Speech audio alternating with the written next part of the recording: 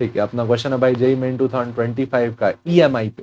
ठीक है, a coil of area A, एक कॉइल है जिसका एरिया कितना है ए और नंबर ऑफ टर्न्स कितने हैं N, is rotating with angular velocity omega, is rotating with angular velocity omega in a uniform magnetic field. इसको एक यूनिफॉर्म मैग्नेटिक फील्ड में क्या करा जा रहा है, रोटेट किया जा रहा है। ठीक है, about an axis perpendicular to B, magnetic flux and induced EMF across it. आपको बताना है दो चीज, magnetic flux and induced EMF across it at an instant when B is parallel to plane of coil.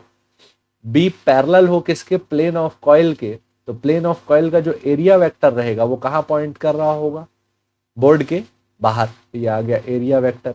तो flux का value आप क्या लिखोगे, दोनों एक दूसरे के परपेंडिकुलर हो गए। मैग्नेटिक फील्ड किस में है, प्लेन ऑफ कॉइल में, जबकि कॉइल का जो एरिया वेक्टर है वो कहाँ है, बोर्ड के बाहर।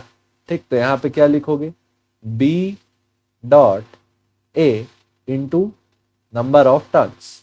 तो बी ए कॉस कितना एंगल बन रहा है दोनों के बीच में 90, कॉस 90 इंटू क्या एन, कॉस 90 पे ही बात खत्म हो गई, फ्लक्स कितना है 0। ठीक, और जो ईएमएफ है, ईएमएफ का फॉर्मूला ना आप इन जनरल याद रखिएगा। ईएमएफ का फॉर्मूला हम लोग यूज करते हैं, EMF equal to N B A omega sine omega T. क्या लेते हैं, N B A omega sine omega T, जिसमें ये जो ओमेगा टी है ये एंगल बिटवीन है, क्या angle between field and area vector.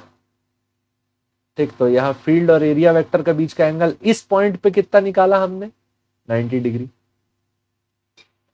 ठीक, तो ओमेगा टी की जगह 90 डाल देते हैं तो क्या आया, N B A omega sign 90।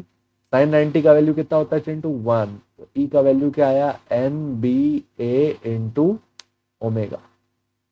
ठीक, इस फॉर्मूले को अगर आप याद करना चाहो तो ऐसे याद कर सकते हो, national basketball academy omega sine omega T.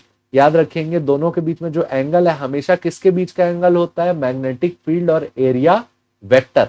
ठीक है, प्लेन और फील्ड के बीच का नहीं रहता, it is the angle between area vector and magnetic field. तो कौन सा ऑप्शन लग गया भाई, 0,NBA ओमेगा। ठीक है, होपफुली समझ में आया होगा। देखने के लिए धन्यवाद, जय हिंद।